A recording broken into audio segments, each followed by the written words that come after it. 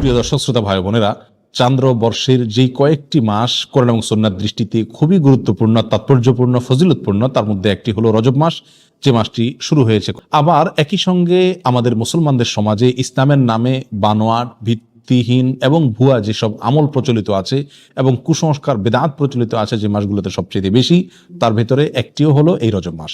যার কারণে একজন মুসলমানকে এই রজব মাসের তাৎপর্য, গুরুত্ব এবং করণীয়, পাশাপাশি এ মাস উপলক্ষে কুসংস্কার এবং বর্জনীয় বিষয়গুলো জানা অত্যন্ত গুরুত্বপূর্ণ।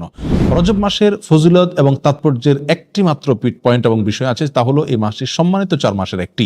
আল্লাহ সুবহানাহু ওয়া তাআলা বছরের 12টি মাসের ভিতরে 4টি মাসকে সম্মানিত মাস হিসেবে ঘোষণা দিয়েছেন এবং সেই 4টি মাসের ভিতরে একটি হলো এই রজব মাস, আর বাকি 3টি হলো জিলকদ, জিলহজ এবং মুহাররম, 11, 12 এবং 1 নম্বর মাস। আর এই চতুর্থ সম্মানিত মাস হলো রজব মাস। বিধায় সম্মানিত মাস উপলক্ষে এই মাসের মর্যাদা রয়েছে। সম্মানিত মাস উপলক্ষে যুদ্ধ বিগ্রহ করা যায় না, এই মাসেও তাই করা যাবে না। সম্মানিত মাস উপলক্ষে আল্লাহ বলেছেন ফালা তাজলিমু ফিহিন্না আনফুসাকুম, নিজের প্রতি অবিচার করা যাবে না। বিধায় গুনাহ খাতা ইত্যাদি করা যাবে না, পাপাচার ইত্যাদি অন্য মাসের চাইতে এই মাসে না করার ব্যাপারে বেশি সচেতন এবং সাবধান থাকতে হবে। এটি একটি গুরুত্বপূর্ণ দিক এই মাসের। এর বাইরে রজব মাসের ফজিলত এবং মর্যাদাকে কেন্দ্র করে কোরআন এবং সুন্নাহ বিশুদ্ধ সূত্রে একটি হাদিসও বর্ণিত হয় নাই। বিধায় একটি মাত্র মর্যাদার দিক হলো এই মাসের সম্মানিত মাসের একটি মাস। এই মাসকে কেন্দ্র করে যে সমস্ত ভুল ধারণা বা কুসংস্কার আমাদের সমাজে প্রচলিত আছে এবং সমাজে ছেয়ে আছে, তার ভিতরে প্রধান এবং সবচেয়ে বড় কুসংস্কারের বিষয় হলো, অনেকেই মনে করেন রজব মাসটি হলো মেরাজের মাস এবং এই মাসের 27 তারিখে রাসূল আকরাম সাল্লাল্লাহু আলাইহি ওয়াসাল্লামের মেরাজ হয়েছে, এই ধারণা অনেক মুসলমানরা রাখেন এবং অনেকের ভিতরে এটা বদ্ধমূল আছে। শুধু তাই নয়, আমাদের সমাজে রজব মাসের চাঁদ উঠলে পত্রপত্রিকাতে, মিডিয়াতে দেখবেন যে সেখানে সংবাদের শিরোনাম করা হয় এভাবে যে পবিত্র রজব মাসের চাঁদ দেখা গিয়েছে, অতএব অমুক তারিখে শবে মেরাজ, অর্থাৎ সেই হিসাবে 27 তারিখ হয় অমুক তারিখ আর সেদিন শবে মেরাজ, অর্থাৎ রজব মাস মানেই হলো মেরাজের মাস। এ মাসের মূল প্রতিপাদ্য বিষয় হলো মেরাজ, যার কারণে এই মাসের অনেক ফজিলত এবং অনেক গুরুত্ব এবং মর্যাদা আছে বলে অনেকে মনে করে থাকেন, অথচ এর সাথে কোরআন এবং সুন্নাহর ন্যূনতম কোনো সম্পর্ক নাই। হাদিস শাস্ত্রের ইতিহাসে সবচেয়ে বড় মাপের হাদিস বিশারদদের একজন হলেন হাফেজ ইবনে হাজার আল আসকালানী রাহিমাহুল্লাহ। হাফেজ ইবনে হাজার আসকালানী রাহিমাহুল্লাহর নাম জানেন না অথবা তার ইলম থেকে উপকৃত হননি এমন একজন আলেমও সারা পৃথিবীতে খুঁজে পাওয়া কঠিন হবে। সেই হাফেজ ইবনে হাজার আল আসকালানী রাহিমাহুল্লাহ বলেছেন যে ওয়াদাকারা বাযুল কুসসা আছে, কোন কাহিনী রিসাইটার, কোন গল্পবাজ বক্তা তারা মানুষদেরকে বলে, বা গল্পবাজ লেখক তারা মানুষদেরকে জানায় যে নবী ইসলামের মেরাজের ঘটনা নাকি রজব মাসে হয়েছে এবং রজব মাসের 27 তারিখে হয়েছে। তিনি বলেন যে ওয়াদালিকা কিজবুন, আর এটা মিথ্যাচার। নবী ইসলামের নামে তিনি রজব মাসের 27 তারিখে তার মেরাজ হয়েছে এরকম কোনো গ্রহণযোগ্য বর্ণনা পাওয়া যায় না। নবী ইসলামের মেরাজ হয়েছে এটি ঠিক, এবং ইসরা হয়েছে সেটি কোরআন দ্বারা প্রমাণিত, বিধায় সেটাকে অস্বীকার করলে ইমানই থাকবে না, সেটি আরেক বিষয়। কিন্তু রজব মাসে হয়েছে এবং রজব মাসের 27 তারিখে হয়েছে, এর কোনো ভিত্তি, গ্রহণযোগ্য কোনো ভিত্তি কোরআন অথবা সহিহ সুন্নাহর কোথাও পাওয়া যায় না। নবী আলাইহিস সালামের মেরাজটা ঠিক কোন মাসে হয়েছে, কোন দিনে হয়েছে, কোন সময় হয়েছে, এই প্রসঙ্গে ইমাম ইবনে তাইমিয়া রাহিমাহুল্লাহ বলেছেন যে বিশুদ্ধ কোনো বর্ণনা দ্বারা কোনো মাসের কথা নিশ্চিতভাবে জানা যায় না, কোনো দিনের কথা জানা যায় না, কোনো সময়ের কথা, তারিখের কথা জানা যায় না যে অমুক তারিখে অমুক দিনে অমুক মাসে নবী ইসলামের মেরাজ হয়েছে এটি নিশ্চিত, কিন্তু তার তারিখটা সংরক্ষিত নয় এবং এ বিষয়ে যতগুলো বর্ণনা পাওয়া যায় তার কোনোটি গ্রহণযোগ্য নয়। বিধায় এই মাসকে মেরাজের মাস এবং এই মাসের 27 তারিখে শবে মেরাজ এর রাত মনে করে সে রাতে বিশেষ কোনো আমল করা, এই রাতকে বিশেষ কোনো পদ্ধতিতে উদযাপন করা, এটি হলো রজব মাসের সবচেয়ে বড় বিদআত, যার সঙ্গে ইসলামী শরিয়ার কোনো সম্পর্ক নাই। সম্মানিত ভাই বন্ধুগণ, আমরা সেই আমলটাই করব সওয়াবের উদ্দেশ্যে, যে আমলটি কোরআনে অথবা নবী আলাইহিস সালামের হাদিসে বর্ণিত হয়েছে। এর বাইরে কোনো কিছু যদি আমরা করি সেটার নাম বিদআত হবে। বিধায় রজব মাসকে কেন্দ্র করে এই মেরাজ উদযাপন করা, শবে মেরাজ উদযাপন করা, এগুলো সবগুলো বিদআত হবে, এগুলো সবগুলো পরিত্যাজ্য হবে। আল্লাহ তাআলা আমাদেরকে বুঝার তৌফিক দান করুন। সম্মানিত ভাইয়েরা, যদি আমরা ধরেও নেই যে রজব মাসেই এবং রজব মাসের 27 তারিখে নবী আলাইহিস সালামের মেরাজ হয়েছে, তারপরও একটা কথা থেকে যায়, আর তা হলো নবী আলাইহিস সালামের মেরাজ হয়েছে মক্কায় এবং মক্কার শুরুর দিকে। তিনি এই মেরাজের ঘটনার পরে মক্কায় দীর্ঘদিন ছিলেন, মদিনায় দীর্ঘদিন ছিলেন, তার মৃত্যুর পরে তার সাহাবা ইকরাম দীর্ঘদিন ছিলেন। এই দীর্ঘ ইতিহাসের কখনো সাহাবা ইকরামের কেউ অথবা নবী আলাইহিস সালাম স্বয়ং নিজে কখনো এই মেরাজ উপলক্ষে কোনো প্রকার আমল, রাত্রি যাপন, দিনে রোজা বা কোনোভাবে এটাকে উদযাপন করা, আলোচনা পর্যালোচনা করা বা এই ধরনের কোনো কর্মসূচি তিনি দিয়েছেন বা পালন করেছেন, এরকম কোনো কথা কোনো হাদিস থেকে পাওয়া যায় না বিশুদ্ধভাবে। অতএব এই আমলটি আমরা যারা করে থাকি রজব মাসকে কেন্দ্র করে শবে মেরাজের উদযাপনের আমল, এটি সম্পূর্ণভাবে বিদআত এবং পরিত্যাজ্য। আল্লাহ সুবহানাহু ওয়া তাআলা আমাদেরকে বুঝার তৌফিক দান করুন। এর সাথে ইসলামের শরিয়ার কোনো প্রকার সম্পর্ক নাই। রজব মাসকে কেন্দ্র করে দ্বিতীয় যে আমলটি প্রচলিত আছে আমাদের সমাজে, সেটা হলো সালাতুর রাগায়েব। এই আমলটিরও কোনো গ্রহণযোগ্য ভিত্তি কোরআন সহিহ সুন্নাহয় পাওয়া যায় না। এই আমলটি বিদআত এবং কুসংস্কারের অন্তর্ভুক্ত। অনেকেই বর্ণনা করে থাকে একটা হাদিসটি বর্ণনা করেছেন আনাস রাদিয়াল্লাহু তাআলা আনহু, যে রাসূল আকরাম সাল্লাল্লাহু আলাইহি ওয়াসাল্লাম নাকি বলেছেন যে কোনো ব্যক্তি যদি রজব মাসের প্রথম বৃহস্পতিবার দিবাগত রাতে 12 রাকাত নামাজ পড়ে, নফল নামাজ, এবং সেটা মাগরিব এশার মাঝখানে 2 রাকাত করে পড়ে, প্রথম রাকাতে সূরা ফাতিহা, এরপরে 3 বার সূরা ইন্না আনজালনা ফি লাইলাতুল কদর, এরপরে 10 বার সূরা কুল হুয়াল্লাহ, সিজদাতে বিশেষ সংখ্যক তাসবিহ এবং এরপরে বিশেষ সংখ্যক দুরূদ রাসূলের প্রতি, এগুলো যদি কেউ করে তার জীবনের সব গুনাহ মাফ করে দেওয়া হবে ইত্যাদি ইত্যাদি। এটাকে সালাতুর রাগায়েব বলা হয়। প্রিয় বন্ধুগণ, এই সালাতুর রাগায়েব সম্পর্কিত এই যে হাদিসটি পেশ করা হয়ে থাকে, এটি নবী আলাইহিস সালামের কোনো হাদিসের কিতাব থেকে খুঁজে পাওয়া যায় না। এই সম্পর্কে মুহাদ্দিসিনে কেরাম একেবারে সুস্পষ্ট মন্তব্য করেছেন যে এটি জাল এবং ভিত্তিহীন। একটি টাকার নোট যখন ব্যাংক থেকে ওইটাকে জাল হিসেবে চিহ্নিত করে দেওয়া হয়, এটি যেরকম অচল হয়ে যায়, এই হাদিসটিকে মুহাদ্দিসিনে কেরাম ঐক্যবদ্ধভাবে যেহেতু জাল বলে চিহ্নিত করেছেন, বিধায় এটাও অচল এবং গ্রহণযোগ্য নয়।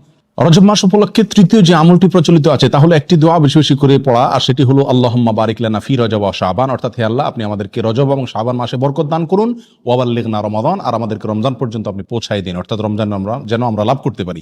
এই দোয়াটি বর্ণিত হয়েছে মুসনাদে আহমদে। আর যেই বর্ণনায় এই দোয়াটি বর্ণিত হয়েছে সেই বর্ণনার ভিতরে একজন বর্ণনাকারী আছেন যার নাম হলো জায়দা ইবনে আবি রিকাদ। এই বর্ণনাকারী সম্পর্কে ইমাম বুখারী রাহিমাহুল্লাহ বলেছেন যে মুনকারুল হাদিস, তার হাদিস গ্রহণযোগ্য নয়। আর ইমাম নাসাই রাহিমাহুল্লাহ বলেছেন যে তাকে আমি চিনি না। অন্য এক কিতাবে তিনি বলেছেন সে মুনকারুল হাদিস, এবং ইবনে হিব্বান রাহিমাহুল্লাহ তার সম্পর্কে মন্তব্য করেছেন যে এই লোকের বর্ণিত কোনো হাদিস গ্রহণযোগ্য নয়। অতএব সমস্ত মন্তব্যের ভিত্তিতে এই হাদিসকেও বলা যায় এটি বিশুদ্ধ নয়। তবে যেহেতু এই দোয়ার অর্থের ভিতরে কোনো মন্দ দিক নেই, খারাপ দিক নেই, অতএব কেউ এটাকে সাধারণভাবে যদি পড়ে তাতে তেমন কোনো দোষণীয় বিষয় এটাকে বলা যাবে না। কিন্তু এটাকে নবী আলাইহিস সালামের দিকে সম্বন্ধ করা এটা বিশুদ্ধ নয়। চতুর্থত যে আমলটি রজবকে কেন্দ্র করে প্রচলিত, সেটা হলো এই মাস উপলক্ষে বিশেষ কোনো পশু জবাই করাকে অনেকে সওয়াব মনে করেন। এটি মূলত আইয়ামে জাহিলিয়াতে, ইসলাম পূর্ব যুগে প্রচলিত ছিল, যেটাকে আতিরা বলা হয়। তারা রজব মাসে বিশেষ পশু জবাই করতো, যেমন আমরা কোরবানির মাসে জিলহজ মাসে কোরবানি করে থাকি, এবং এটাকে খুব সওয়াবের কাজ মনে করতো, খুব ভালো কাজ মনে করতো। ইসলাম তাদের সেই প্রথাকে সম্পূর্ণভাবে রহিত করেছে, বিলুপ্ত করেছে। এই সম্পর্কে বহু বিশুদ্ধ হাদিস বর্ণিত আছে। বিধায় রজব মাস উপলক্ষে বিশেষ কোনো পশু জবাই করা এটাকে সওয়াবের কাজ মনে করা যাবে না। অন্য মাসে জবাই করেন সেসব এই মাসেও করেন, সেটা ভিন্ন বিষয়, কিন্তু সওয়াবের অংশ হিসাবে এই মাসে কোনো পশু জবাই করা যাবে না। রজব মাস উপলক্ষে 5 নম্বর যে আমলটি প্রচলিত আছে অথচ তার কোনো গ্রহণযোগ্য ভিত্তি ইসলামী শরীয়তে নাই, তা হলো এ মাসে বেশি বেশি নফল রোজা রাখা এবং ইতিকাফ করা। অনেকেই এটাকে খুব সওয়াবের কাজ মনে করেন যে রজব মাসে বেশি বেশি করে নফল রোজা রাখতে হবে। আর মজার বিষয় হলো বহু হাদিস বর্ণিত আছে এই রজব মাসে নফল রোজা রাখার বিষয়, তার একটিও বিশুদ্ধতার মানদণ্ডে উত্তীর্ণ নয়। একটি মাত্র হাদিস পাওয়া যায় সুনানে আবু দাউদের ভিতরে। এক লোক নবী আলাইহিস সালামের কাছে আসছেন, তার সঙ্গে 1 বছর পরে দেখা করছেন। নবী আলাইহিস সালামকে বললেন, ইয়া রাসূলুল্লাহ, আপনি আমাকে চিনতে পারেননি, আমি তো অমুক। তখন তিনি বললেন, তুমি তো সে মনে হচ্ছে না, অর্থাৎ চেহারা পরিবর্তন হয়ে গেছে তোমার, তুমি এরকম পরিবর্তিত কিভাবে হলে? তখন তিনি বললেন, ইয়া রাসূলুল্লাহ, এই 1 বছরে আমি কখনো দিনের বেলায় খাবার খাইনি, অর্থাৎ আমি রোজা রেখেছি সারা বছর। তখন তিনি বললেন, তুমি নিজেকে এত কষ্ট কেন দিতে গেলে? লোকটি বলে, ইয়া রাসূলুল্লাহ, আমার অনেক শক্তি আছে, আপনি আমাকে নফল রোজার অনুমতি দিন, সুযোগ দিন। তখন নবী ইসলাম বিভিন্ন ফরম্যাটে তাকে রোজা রাখার জন্য বললেন। একটা পর্যায়ে সে বাড়াইতে আরো বাড়াইতে চাইলো, আরো বেশি রোজা রাখতে চাইলো। তখন নবী ইসলাম তাকে বললেন, তুমি সম্মানিত মাসে রাখিও, সম্মানিত মাস চলে গেলে ছেড়ে দিও রোজা, এভাবে করে রাখিও তুমি। অর্থাৎ এই হাদিস থেকে বোঝা যায় রজব মাস যেহেতু একটা সম্মানিত মাস, সেই হিসাবে এই মাসে রোজা রাখার কথা রাসূল সাল্লাল্লাহু আলাইহি ওয়াসাল্লাম তাকে বলেছেন। এই হাদিসে মূলত তাকে স্পেশালি বলা হয়েছে, এবং সম্মানিত মাস, এটা রজবের সাথে খাস নয়। বিধায় রজব মাসে নফল রোজার বিশেষ কোনো ফজিলত আছে এরকম মনে করাটা বিশুদ্ধ নয়। রজব মাসকে কেন্দ্র করে আরেকটি আমল প্রচলিত আছে, তা হলো উমরা বেশি বেশি করা। বিশেষ করে সৌদি আরবে প্রচলিত আছে, আর শিয়াদের ভিতরে এটা বেশি প্রচলিত আছে। শিয়ারা গোটা রজব মাসকে কেন্দ্র করেই অনেক আনুষ্ঠানিকতা করে থাকে, যার একটা প্রভাব আমাদের সমাজে পড়েছে। কারণ শিয়াদের অনেক প্রভাব এখন আমাদের সমাজে রয়ে গেছে, যার কারণে রজব মাসকে খুব বেশি ঘটা করে আমরা অনেকেই উদযাপন করে থাকি। তার ভিতরে একটি কাজ অনেকেই করে থাকেন, তা হলো বিশেষভাবে ওমরা। মনে করেন যে রজব মাসে ওমরা করলে বেশি সওয়াব হবে, এবং এটাকে ওমরায়ে রজবিয়া বা রজব মাসের ওমরা বলা হয়। অথচ এই সম্পর্কে নবী আলাইহিস সালাম থেকে বিশুদ্ধ কোনো হাদিস পাওয়া যায় না। একটি হাদিস আছে সহিহ বুখারীতে, আব্দুল্লাহ ইবনে ওমর রাদিয়াল্লাহু আনহু বর্ণনা করেছেন। তিনি বলেছেন নবী আলাইহিস সালাম 4টি ওমরা করেছেন, এবং তার একটি ছিল রজব মাসে। তখন আম্মা জান আয়েশা রাদিয়াল্লাহু তাআলা আনহা তাকে খণ্ডন করে বলেছেন যে নবী আলাইহিস সালামের 4টি ওমরার প্রত্যেকটি ওমরায় তিনি সঙ্গে ছিলেন, তার কোনো ওমরা রজব মাসে ছিল না। অতএব সহিহ বুখারীর এই সুস্পষ্ট হাদিস থেকেও বোঝা গেল রজব মাসে ওমরা করার বিশেষ কোনো ফজিলত নেই। অন্য মাসে কেউ ওমরা করে সেই হিসাবে এই মাসেও করতে পারে। যেমনিভাবে রজব মাসে রোজারও বিশেষ কোনো ফজিলত নেই, কিন্তু অন্য মাসে কেউ 13, 14, 15 চাঁদের এই তারিখগুলোতে অথবা সম্বিশুদ্ধ বা রোজা রাখে, সেই হিসাবে কেউ রোজা যদি রাখে এটা ভিন্ন কথা, কিন্তু রজব হিসাবে যদি কেউ রাখে তাহলে সেটা বিদআত হবে। রজব মাসকে কেন্দ্র করে অনেক জাল এবং ভিত্তিহীন হাদিসে বর্ণিত হয়েছে। তার ভিতরে একটি হলো রজব আল্লাহর মাস, শাবান রাসূলের মাস, আর রমজান হলো তার উম্মতের মাস। এরকম একটা হাদিস অনেকে বর্ণনা করে থাকেন। এই হাদিসকে হাফেজ ইবনে হাজার আসকালানি রাহিমাহুল্লাহ বলেছেন, এই হাদিসের বর্ণনাকারীদের ভিতরে আবু বকর আন-নাক্কাশ নামে একজন বর্ণনাকারী আছেন, যে লোকটি মিথ্যুক এবং রাসূল সাল্লাল্লাহু আলাইহি ওয়াসাল্লাম নামে হাদিস বানানোর ক্ষেত্রে সে বিখ্যাত। এ মাস উপলক্ষে বিশেষ একটি আমলের কথাও কোরআন এবং সুন্নাহ বর্ণিত হয় নাই, এবং এ মাস উপলক্ষে বিশেষ কোনো রোজা, বিশেষ কোনো উমরা, বিশেষ পদ্ধতিতে সালাত, এমনকি বিশেষ যে আমলটি আমাদের সমাজে সবচেয়ে জলবায়ু প্রচলিত আছে, মেরাজের রাত্রি উদযাপন করা, সে রাত্রে জেগে ইবাদত করা, দিনে রোজা রাখা, এর একটি জিনিসও নবী আলাইহিস সালাম থেকে প্রমাণিত নয়। আর নবী আলাইহিস সালাম থেকে যেটি প্রমাণিত নয় সেটা দেখতে যতই ভালো দেখা যাক না কেন, তার কোনো সওয়াব আমরা পাবো না। এটা বিদআত হিসাবে গণ্য হবে, আর বিদআতের ঠিকানা জাহান্নাম। আমরা অনেকেই বলে থাকি যে মানুষ এমনি মসজিদে আসে না, নামাজে আসে না, এক উসিলা যদি শবে মেরাজ উপলক্ষে মসজিদে আসে, আপনারা বাধা দিয়ে মসজিদ থেকে বের করে লাভ কি? তারা তো গান গাচ্ছে না, হারাম কাজ করছে না। যে সমস্ত ভাইরা এটা বলেন, দুই কারণে তাদের সঙ্গে আমরা একমত হতে পারবো না। নাম্বার এক, বিদআত কাকে বলা হয়? ভালো কাজ, দেখতে ভালোই মনে হচ্ছে কিন্তু কোরআন এবং সুন্নাহ এটা করতে বলা হয়নি, এটার নাম বিদআত। আর এই বিদআতের ঠিকানা জাহান্নাম। বিধায় এই কাজটি সেই সংজ্ঞার মানদণ্ডে বিদআতের ভিতরে অন্তর্ভুক্ত হবে। বিধায় এটা করলে সওয়াব হবে না, বরং গুনাহ হবে, যদিও দেখতে ভালো দেখা যাচ্ছে। দ্বিতীয়ত, শবে মেরাজ উপলক্ষে মানুষ আসে, উপলক্ষে সংশোধন হয়ে যাবে, যারা এরকম ধারণা করেন তারা ভুলের স্বর্গে বাস করছেন। কারণ শবে মেরাজ উপলক্ষে মসজিদে এসছেন এবং এই বেদাতি পদ্ধতিতে জিকির ইবাদতবন্দি করছেন, এরপরে সারা জীবনের জন্য সংশোধিত হয়ে সারা বছর মসজিদে আসা ধরছেন, নামাজ পড়ছেন, এরকম একটি লোকও খুঁজে পাওয়া যাবে না। বিধায় এই বেদাত দিয়ে কোনোদিন মানুষের সংশোধন হবে না। এই বেদাতকে আমরা বর্জন করি। সারা দেশে জোরালোভাবে, আমাদের সমাজে সবচেয়ে জোরালোভাবে যে কয়েকটি বিদআত প্রচলিত আছে তার ভিতরে একটা হলো এই মেরাজ উদযাপন এবং মেরাজ উপলক্ষে বিশেষ আমল। আল্লাহ সুবহানাহু ওয়া তাআলা আমাদের সকলকে রজব মাসকে কেন্দ্র করে যে সমস্ত বিদআত আছে, কুসংস্কার আছে, এগুলো থেকে বেঁচে থাকার তৌফিক দান করুন। কোরআন এবং সুন্নাহর বিশুদ্ধ জ্ঞান অর্জন করার তৌফিক দান করুন এবং বিশুদ্ধ জ্ঞান অনুযায়ী পরিশুদ্ধ আমল করার তৌফিক দান করুন। জাযাকুমুল্লাহু খায়রা। আসসালামু আলাইকুম ওয়া রাহমাতুল্লাহি ওয়া বারাকাতুহু।